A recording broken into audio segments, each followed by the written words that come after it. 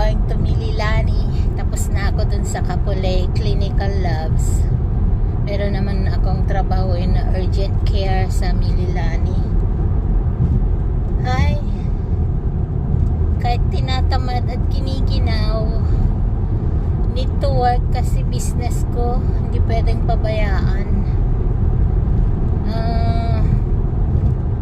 I just wanna inform everyone that Hawaii is safe.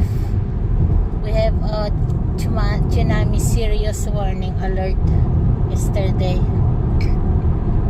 Kasi yung sa 8.8 earthquake sa Russia, affected ang Hawaii sa tsunami. So we had a serious tsunami warning alert yesterday hanggang gabi. Kaya hindi ako lumabas kagabi. Natakot ako. Natulog na lang ako. So I have a early morning work na lang ako ngayon. Madilim pa.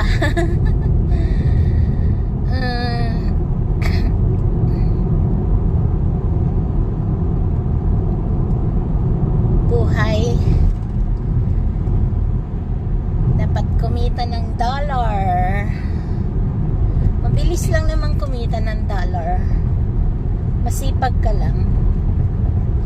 Bawal magtamad dito sa Hawaii. Sa Amerika. Kasi lahat bayad. Binabayaran.